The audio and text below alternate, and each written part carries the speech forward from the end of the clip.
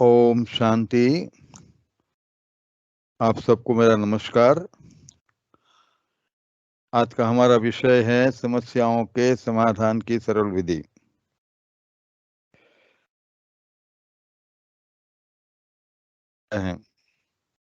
तब से ये भी जिम्मेवारी दी है कि विश्व में जो भी समस्याएं हैं और विश्व की आत्माएं जो समस्याओं का सामना कर रही हैं,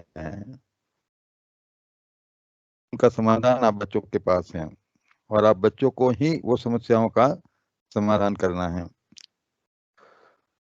जब हम ज्ञान मार्ग में चलना शुरू करते हैं तो हमारे सामने भी अनेक प्रकार की समस्याएं आती हैं। कई बच्चों का तो ऐसा भी अनुभव है कि अज्ञान काल में ठीक था, लेकिन ज्ञान में आने के बाद बहुत सारी समस्या हमारे सामने खड़ी हो गई। तो स्वयं के सामने भी जो समस्याएं आती है, वो समस्याओं का भी समाधान हमें ही करना है।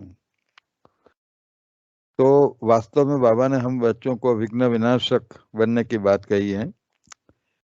बाबा ने कई बार कहा है, जो गणेश का एग्जाम्पल दे करके, कि तुम ही जो गणेश का गायन भक्ति मार्ग में है, वो वास्तव में तुम्हारा ही गायन है। संगम पर तुम ही विघ्न विनाशक, स्वयं के लिए भी और विश्व की आत्माओं के लिए तुम विघ्न विनाशक बने थे। और बाबा ने तो हम बच्चों को कहा है कि समस्याओं का काम है आना और तुम बच्चों का काम है उसका समाधान करना। बाबा ने तो आपदा को अवसर में बदलने की, तूफान को तोहफा समझने की बात कही है। वहां तक बाबा ने हम बच्चों को बात कही है। और बाबा ने ये भी बताया कि सारे विश्व की समस्याओं का समाधान, निराकरण तुम बच्चों को करना है और आप उसके लिए जिम्मेवार आत्मा हैं। तो फिर अपने सामने आने वाली समस्याओं से फिर घबरा जाओगे तो विश्व की समस्याओं का समाधान कैसे करेंगे आप? तो इसीलिए हम बच्चों को समस्याओं का समाधान करना है। सारे विश्व के परिवर्तन में यदि सबसे बड़ी जिम्मेवारी है तो यही समस्याओं का समाधान है। तो आइए हम बच्चों के सामने और विश्व के सामने किस किस प्रकार की समस्याएं आती हैं, ये मैं भी अपने कुछ 25-30 साल का अनुभव जो है एक काउंसलिंग का, तो उसके आधार पर भी मैंने थोड़ा सा जो मेरे सामने समस्याएं लेके जो भी आत्माएं आई हैं काउंसलिंग के पर्पस के लिए, लौकिक में भी मैं काउंसलिंग करता था और फिर अलौकिक में आने के बाद भी काउंसलिंग की अपॉर्चुनिटी मुझे मिली। तो जो एक सामान्य समस्या है हम बच्चों के सामने भी और विश्व के सामने, जिसको जो समस्याएं लेकर लोग हमारे पास आते हैं वो कुछ ऐसी है, उसमें बहुत सारी दूसरी भी हो सकती है, एडिशन किया जा सकता है, लेकिन मुख्य रूप से आज की जो सामान्य समस्याएं जो हैं वो इस प्रकार की कुछ लिस्ट आउट की जा सकती हैं। तो अनेक समस्याओं में घिरी हुई विश्व की आत्माएं हैं आज। तो विशेष रूप से तनाव, व्यग्रता, हताशा, निराशा जैसी मानसिक अस्वस्थता, ये जो मेंटल डिसऑर्डर उत्तर उत्तर बढ़ता जा रहा है।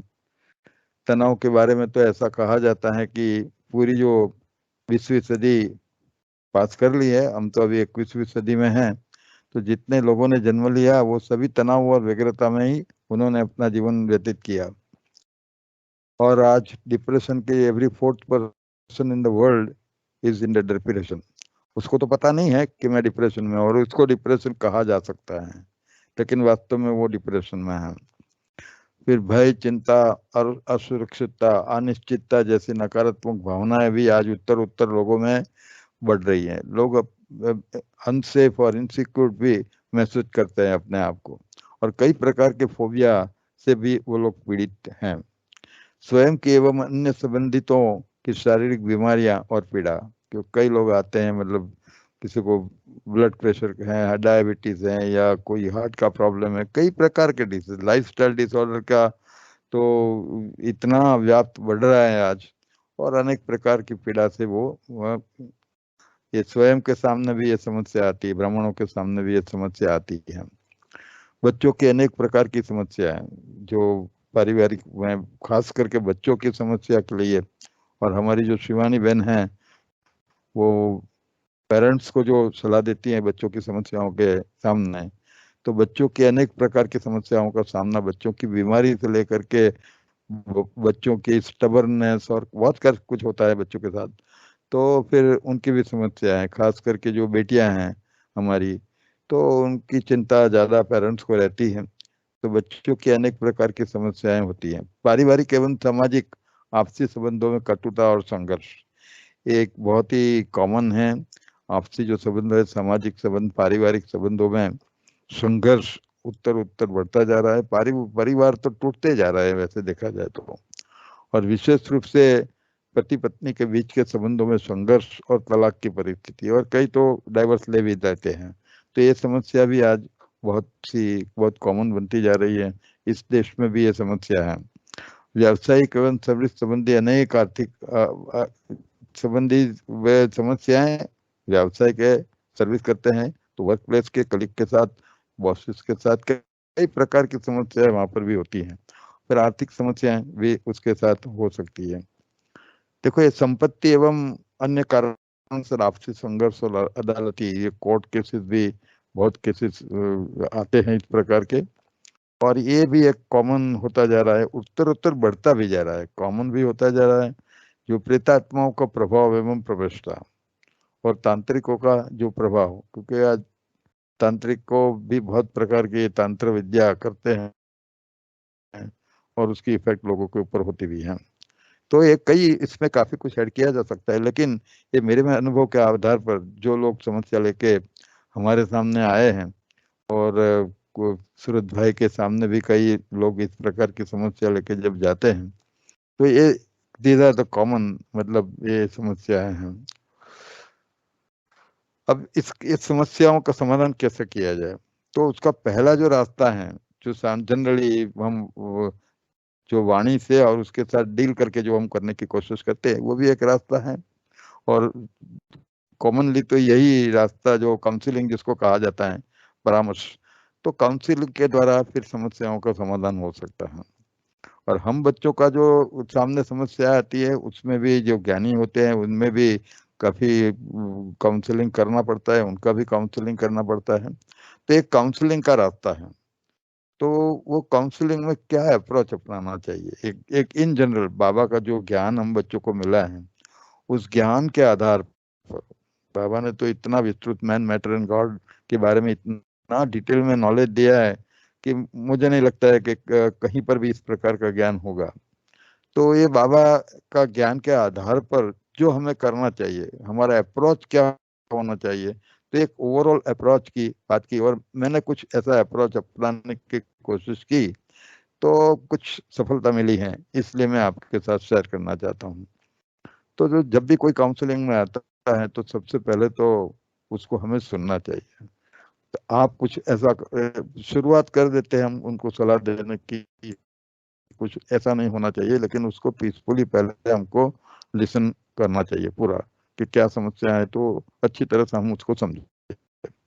फिर शांति से बातचीत करना चाहिए। कोई भी समस्या होती है तो उनको सलाह भी हम दे सकते हैं कि भी आप पहले तो पीसफुल निगोशिएशन का एक प्रयास कीजिए, शांति से बातचीत करने का प्रयास कीजिए, उसका समाधान हो सकता है। क्योंकि ईगो एक ऐसी चीज है कि सब अपने अपने ईगो में इतने अड़े रहते हैं, और इसकी वजह से कई बार समाधान नहीं होता है।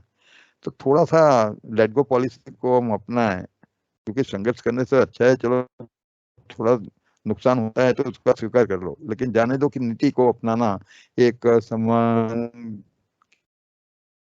की बहुत अच्छी युक्ति है, पॉलिसी। फिर बाबा ने ये भी हम बच्चों को कहा है, फॉरगेट एंड फॉरगिव, भूल जाओ और माफ करो। लोग नहीं कर पाते हैं क्योंकि अगेन वही ईगो बीच में आता है, अहंकार बीच में आता है।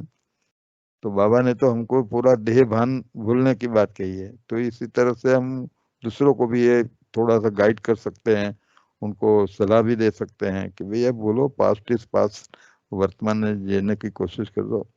तो फिर ये बाबा ने हम बच्चों को कहा है कि do not think of revenge, बदला ना लो, बदल के दिखाओ, ये बात बाबा ने बताई है। तो हमारे परामर्श में बात तो यही आनी चाहिए, नुकसान तो किसने किया है मान लीजिए, तो एक दो बार हमको, पहली बार तो उसको माफ कर देना चाहिए, और फिर बदल के हमको दिखाना है। बदला लेने की कोई भावना हमारे में नहीं होनी चाहिए। जीवन में संपत्ति से ज्यादा शांति का महत्व है, ये लोगों को हमको समझाने की जरूरत है। लोग तो क्या करते हैं, अपनी शांति को कितना कॉस्ट पे करते हैं, पेइंग वेरी हाई कॉस्ट। उनकी जो शांति है, सुख, उसमें फिर वो संपत्ति के पीछे, और कुछ समस्याएं हैं तो समस्या में जो विन लूज का कंसेप्ट फिर वो अपनाते हैं कि बस मैं ही जीतूं और वो हारे। बस जब तक उसको हराएंगे नहीं तब तक उनको शांति नहीं रहेगी। तो ये सब बातें जो है वो ठीक नहीं है, तो हमारे लिए भी ठीक नहीं है। और जब काउंसलिंग करते हैं तो ये बात लोगों को हमें समझानी चाहिए कि इस तरह से आप समाधान कर सकते हैं। धीरज के फल मीठे होते हैं, कीप पेशेंस, ठीक है। योग्य समय पर योग्य शक्ति का प्रयोग, विशेष रूप से सहन शक्ति, सामना करने की शक्ति और अनुकूलन शक्ति, ये जो 3 शक्तियां हैं वो समाधान में बहुत ही, मतलब समस्या को एकदम लाइट कर लेती है। यदि ये सही, ये 3 शक्तियां जो हैं उसका सही समय पर सही उपयोग, दूसरे भी हैं जैसे परखने के निर्णय करने की शक्ति तो है ही है, लेकिन ये सहन शक्ति, सामना करने की शक्ति, अनुकूलन शक्ति, ये जो शक्तियां हैं वो शक्तियां विशेष रूप से राइट समय पर राइट स्थान पर हम यदि उसका उपयोग करते हैं तो कई समस्याओं का समाधान हो सकता है। फिर हमारे लिए देखो, बाबा ने भी थोड़ा बताया है कि पानी या खाने की कोई चीज है, मान जिसका हम काउंसलिंग करते हैं, जो विक्टिम है, जो पीड़ित हैं, तो पीड़ित को किस तरह से हम उसकी समस्या का समाधान कर सकते हैं, हम उसके लिए क्या कर सकते हैं। देखो, एक तो उसको सलाह देना कि उसको क्या करना चाहिए, कैसे टैकल करना चाहिए, तो ये हम एक तो बताते हैं कि, और उनके कोई परिवार का सदस्य होगा, उनको कोई, उनका भी हम काउंसलिंग कर सकते हैं, तो उनको क्या करना चाहिए, जो पीड़ित है उसको क्या करना चाहिए, उसकी तो हम डायरेक्शंस देते ही हैं कि भाई तुम ऐसा करो ऐसा करो, लेकिन हम उनके लिए क्या कर सकते हैं। तो एक तो स्थूल रूप से हम काफी कुछ कर सकते हैं उसके लिए, और दूसरा उसके लिए फिर मंथा जो हमको करना है वो तो यही आज का हमारा विषय यही है कि हम दूसरों के लिए, विश्व की समस्याओं के लिए क्या कर सकते हैं।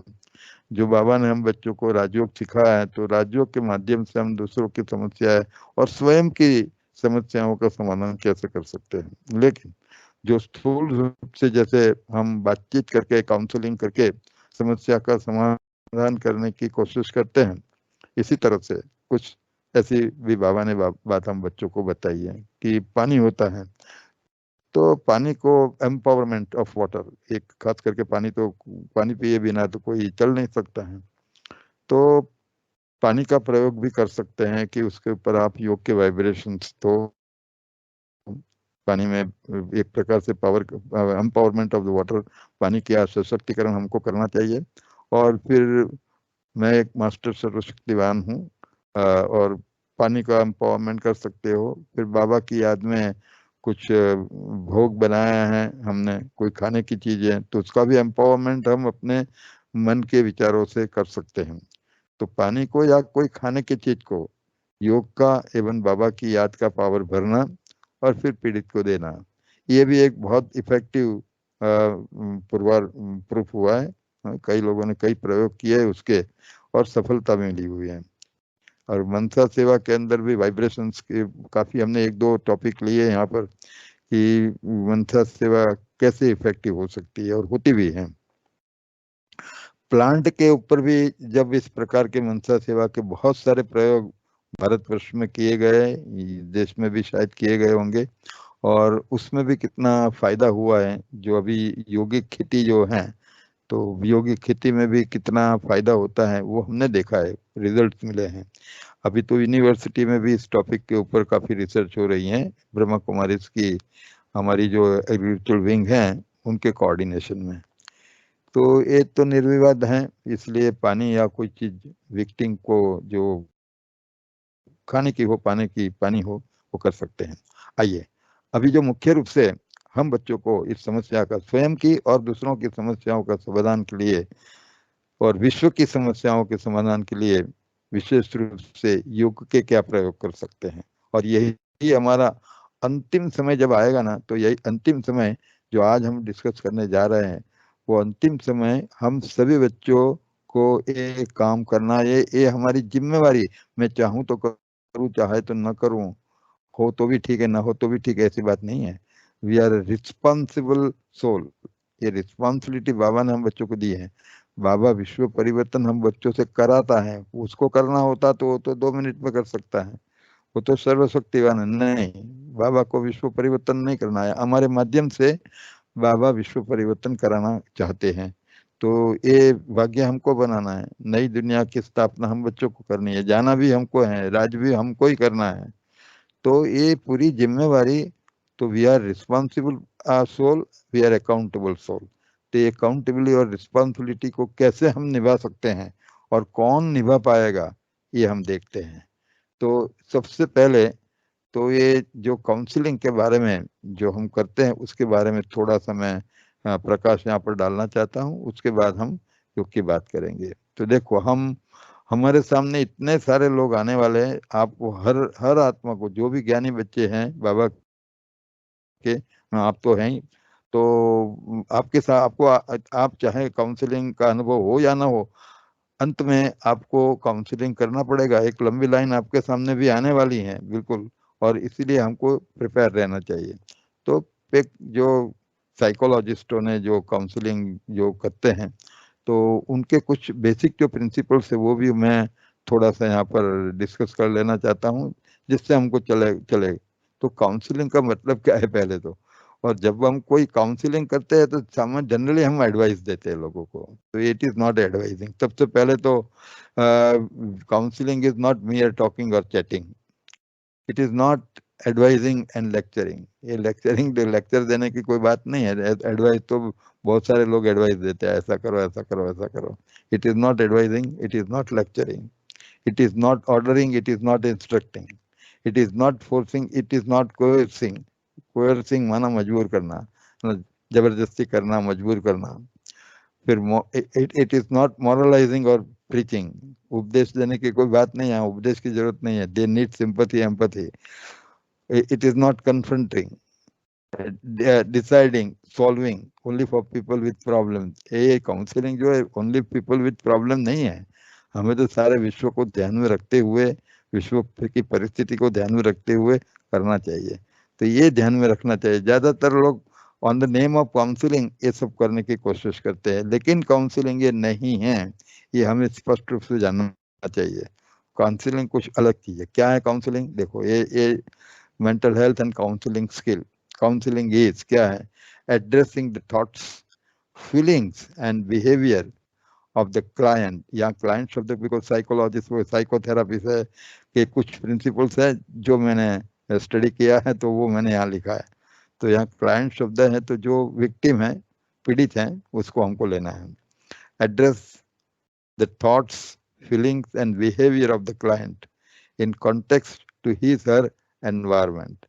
ये भी मान लीजिए कि कोई किसी की समस्या है, तो वास्तव में इन्हें उसके आसपास का जो एनवायरनमेंट हुआ, जो परिस्थिति का सर्जन हुआ, और वो परिस्थिति के सर्जन के कारण उसकी अनेक समस्याएं बढ़ गई, तो in context to that environment is facing, तो वो सब कुछ हमको सुना, पहले लिसन करना चाहिए। सबसे पहली बात इसमें क्या होता है कि पहले जो जब कोई भी आता है तो एकदम पेशेंस से हमको उसको पूरा सुनना चाहिए, पूरा सुनना चाहिए।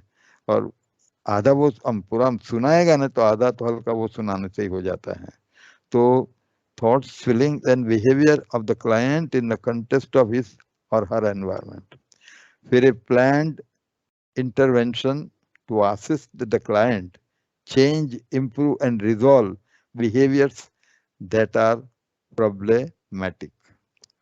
A collaborative effort between the client and the counselor. देखो ये एक म्यूचुअल है। देखो देखो इस तरह आप बस वन साइडेड उसको सलाह देते जाओ, ऐसा करो ऐसा करो ऐसा करो, ऐसी बात नहीं है।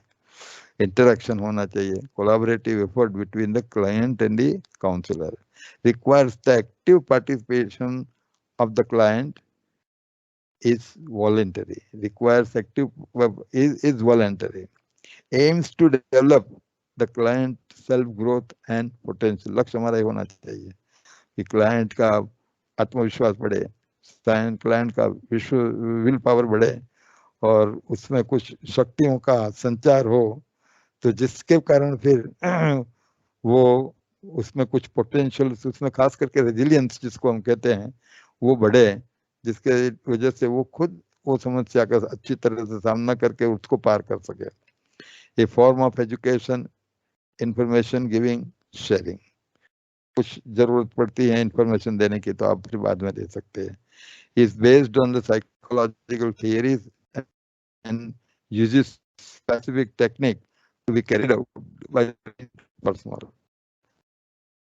तो कई रिलैक्सेशन को और साइकोथेरेपी की कई साइंटिफिक टेक्निक भी है, सीबीटी जैसे सीबीटी है, कॉग्निटिव बिहेवियरल। अब थोड़ा सा यदि आपने स्टडी किया है तो भी कर सकते हैं, लेकिन मैं तो समझता हूँ कि इन सब थियोरी से ज्यादा जो बाबा का ज्ञान और बाबा ने जो हम बच्चों को एक सिंपैथेटिक एम्पैथेटिक अप्रोच अपनाने की जो बात बताई है उसकी इफेक्ट बहुत ज्यादा होती है। मैंने तो थोड़ा सा इसलिए थेरेपी का मुझे भी थोड़ा स्टडी करना पड़ा। मैं थोड़ा सा मैं जानता भी हूं, लेकिन हम बच्चों के लिए शायद यदि ये ना पढ़ो तो भी we are more effective. Meditation एक ऐसी बात है कि इसके तुलना में कोई अदर दूसरी टेक्निक नहीं आ सकती, ये मेरा भी अनुभव है। आइए, तो बेसिक प्रिंसिपल्स काउंसलिंग में क्या होना चाहिए, तो इतनी बातें हमको ध्यान में रखनी चाहिए। एक तो ट्रस्ट, एम्पैथी, कॉन्फिडेंशियलिटी, ये सबसे बड़ी महत्वपूर्ण बात है और रखना भी चाहिए, क्योंकि अभी कितने सारे केसेस हमारे सामने आएंगे। तो जो ये कॉन्फिडेंशियलिटी है, एथिकल कंडक्ट है, self determination, positive approach, focused, ये कुछ बातें हैं जो काउंसलर में होनी चाहिए। यदि काउंसलर में सब बातें हैं तो फिर वो इफेक्टिव काउंसलर बन सकता है। कोई हमें कोई बड़ा काउंसलर नहीं, हमें तो समस्या का समाधान होना चाहिए। हम अपने आप को काउंसलर कहे या ना कहे इससे लेना देना नहीं है, लेकिन आने वाले समय के अंदर ये जो काउंसलर जो है ना वो भी फेल होने वाले हैं। जो ये साइकोलॉजिकल काउंसलर है वो फेल होने वाले हैं, क्योंकि उनके पास वो स्पिरिचुअल टच नहीं है ना। तो वो तो कई समस्या ऐसी होगी कि वो नहीं सॉल्व कर पाएंगे। उस वक्त हम उनके ऊपर भी हम सुपरसीड करेंगे, और हम हमारे पास सभी जो हमारे बाबा ने हम बच्चों को जो सिखाया है उसके आधार पर सब काउंसलिंग हम करके उनके समस्याओं का समाधान कर पाएंगे। आइए, अभी होने के लिए क्या करना चाहिए।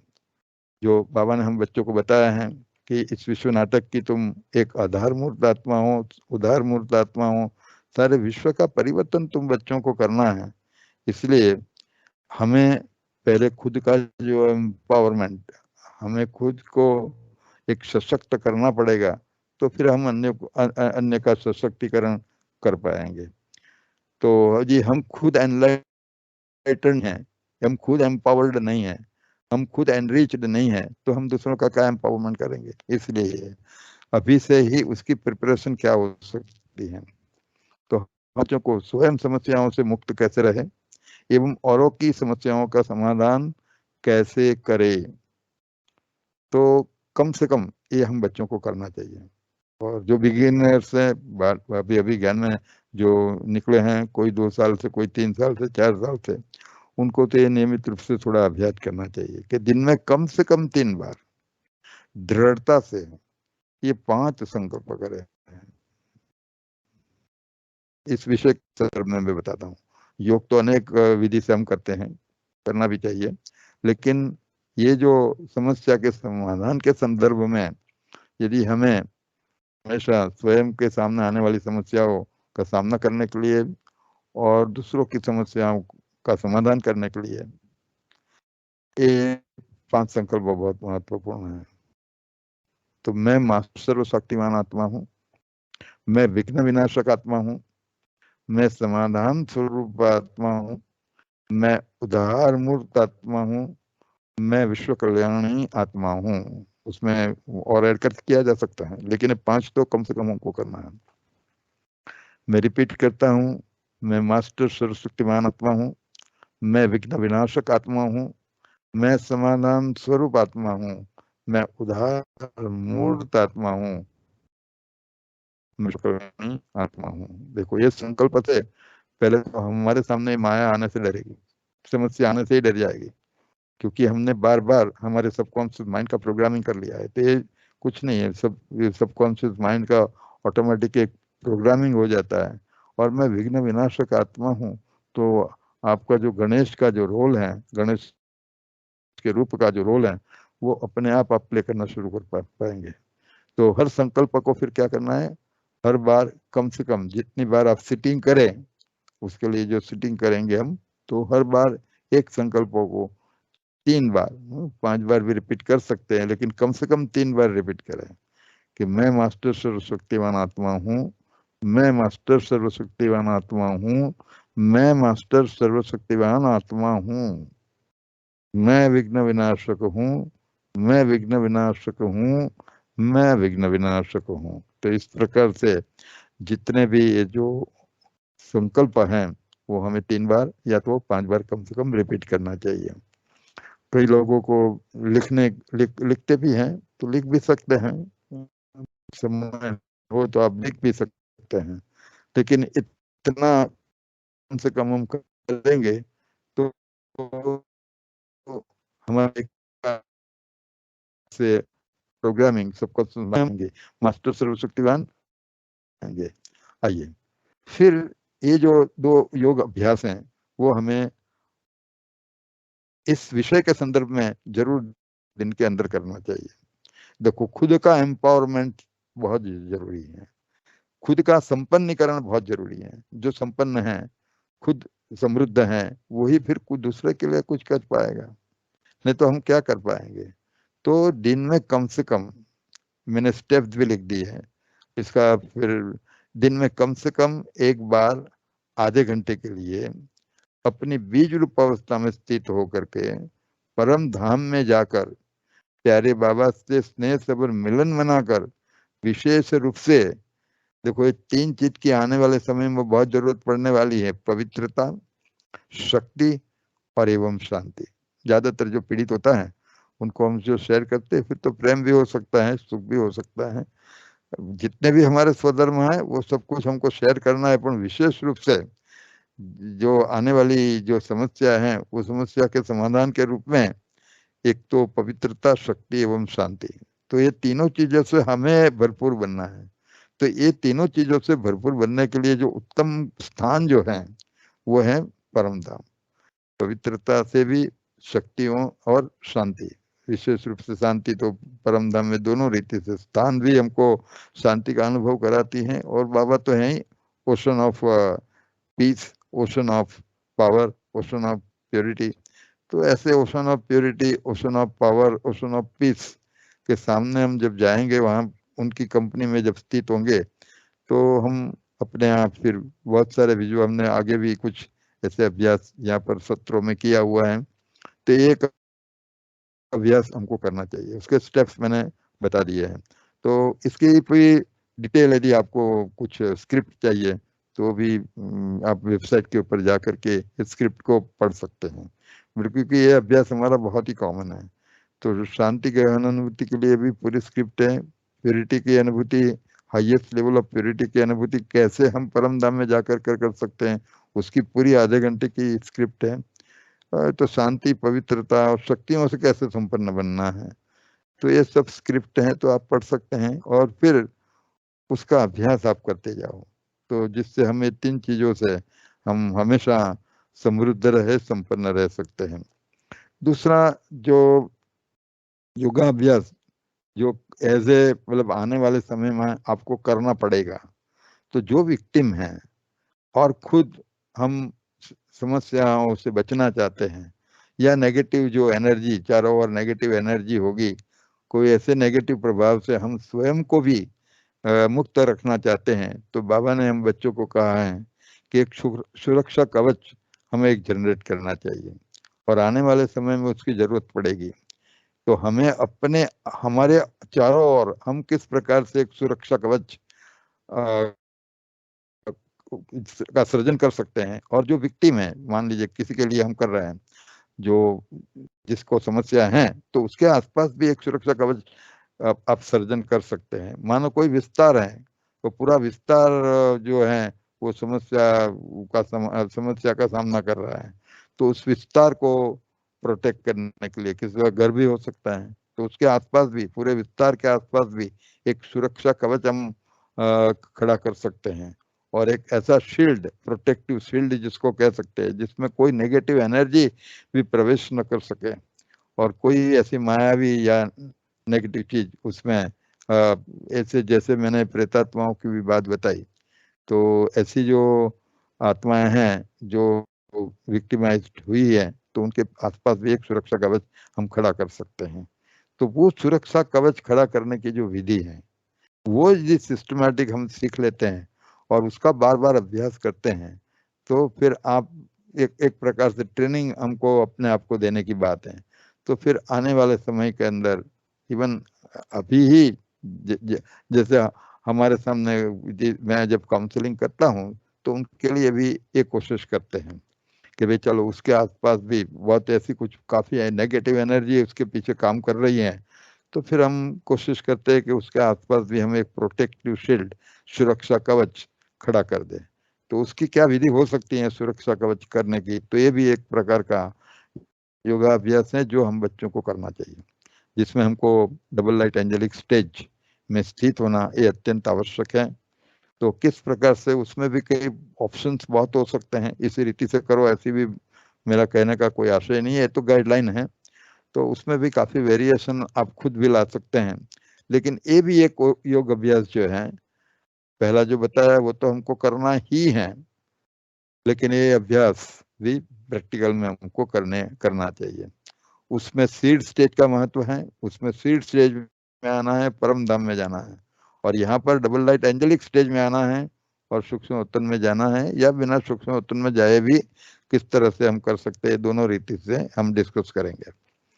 तो समस्या में उलझी हुई आत्मा का सशक्तिकरण एवं उसके चारों ओर सुरक्षा कवच का निर्माण कैसे कर सकते हैं, योगाभ्यास कर्मिक सोपान मैं पूरा यहाँ पर डिस्क्राइब तो नहीं कर सकता हूँ, क्योंकि समय की सीमा है यहाँ पर, तो मैं कुछ गाइडलाइन दे सकता हूँ।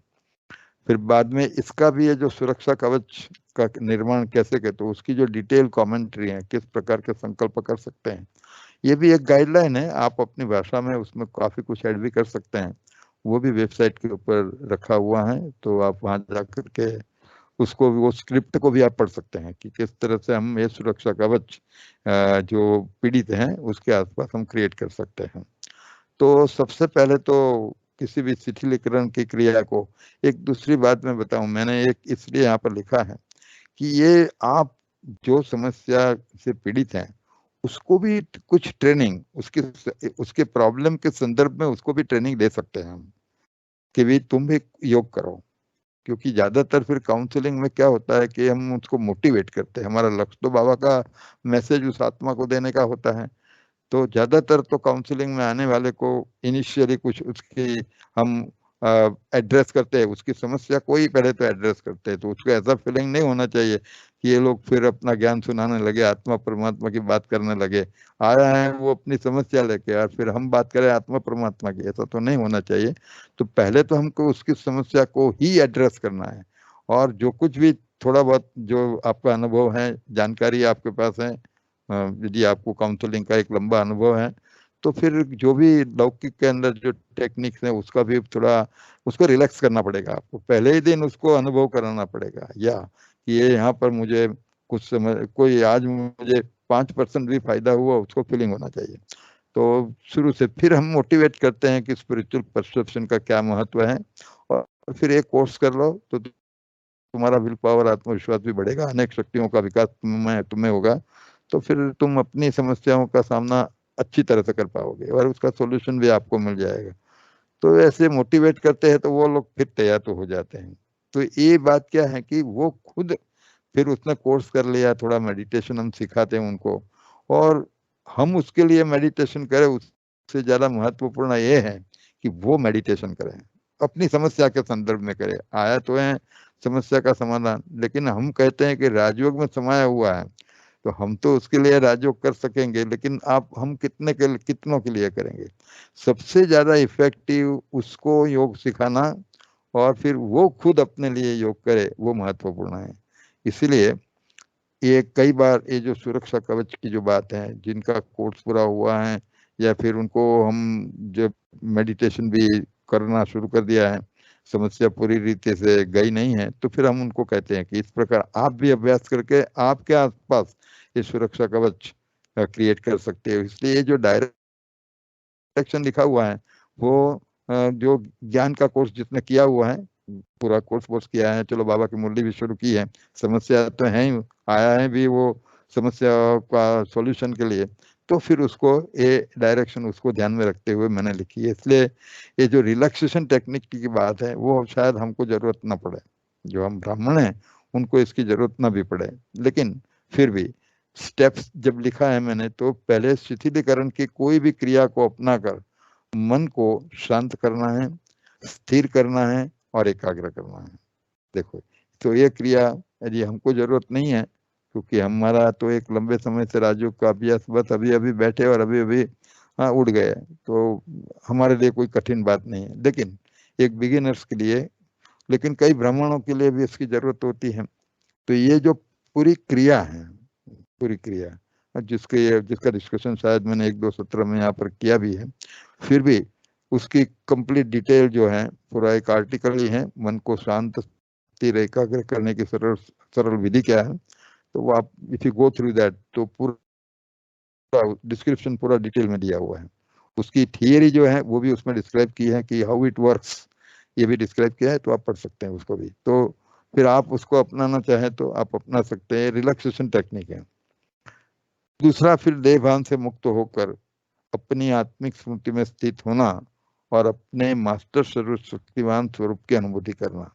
देखो, ये सोल कॉन्शियसनेस में आना ये तो बहुत ही जरूरी है।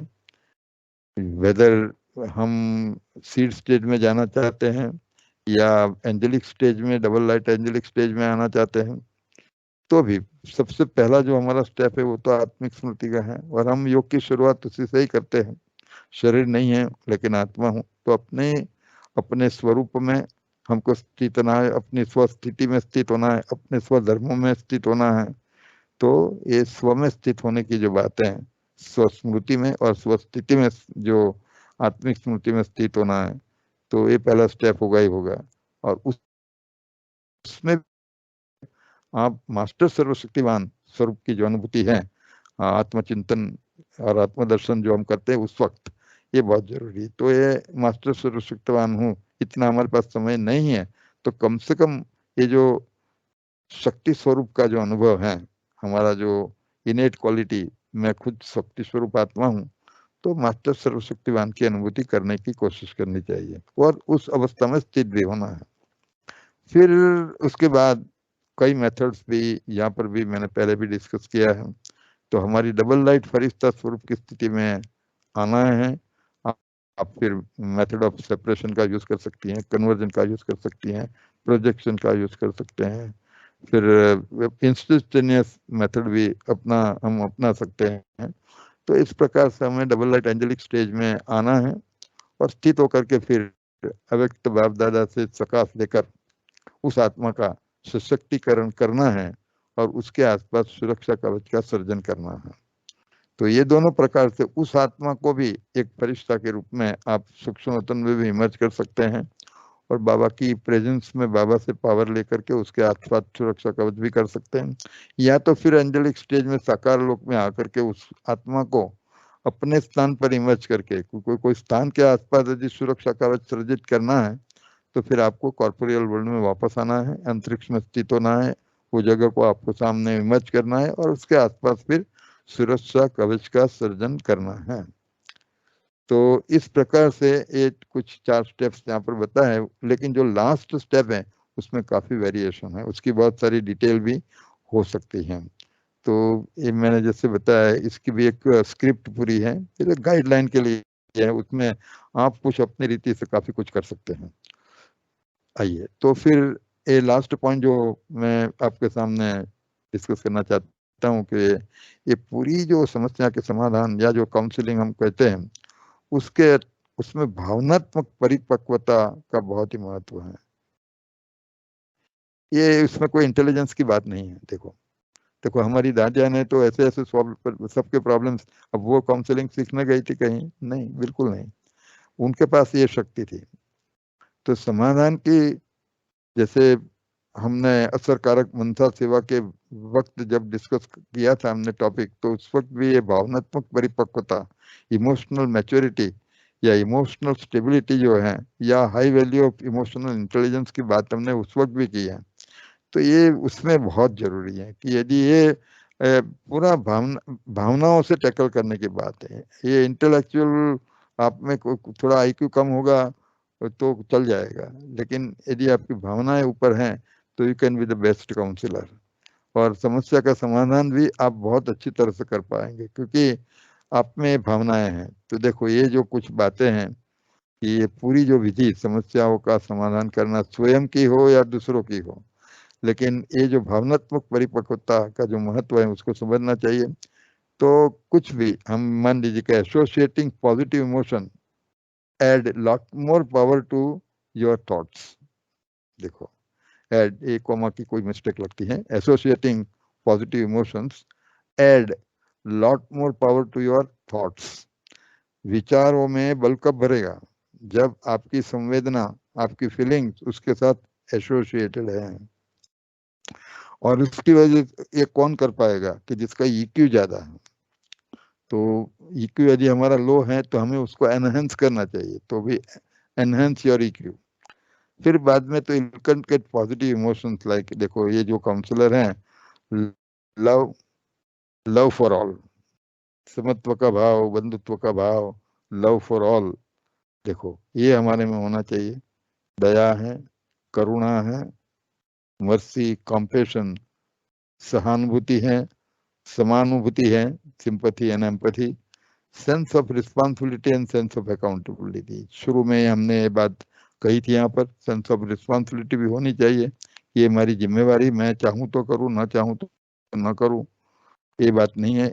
जैसे परिवार चलाने की जैसे रिस्पॉन्सिबिलिटी है, जैसे बाबा ने विश्व परिवर्तन की रिस्पॉन्सिबिलिटी हम बच्चों को दी है, तो sense of responsibility and sense of accountability. And ये भी जब हम मनसा सेवा की डिस्कशन कर रहे थे तब भी ये बात यहाँ पर हमने डिस्कस किया था, first general to then to specific. Generally ये जो हमको जो समस्या लेके व्यक्ति आती हैं तो फिर जनरल टू स्पेसिफिक जाना है। तो ये कुछ पॉइंट्स आपके सामने रखे हैं, सब वैसे भी समय पूरा हुआ है। अब मैं चाहता हूँ कि ये टॉपिक ही ऐसा है कि जिसके अंदर मतलब यदि हम डिस्कस कर सकते हैं, आप भी कुछ कर सकते हैं, मुझे भी फायदा हो सकता है, मुझे भी कुछ मेरे काउंसलिंग में काम आ सकता है।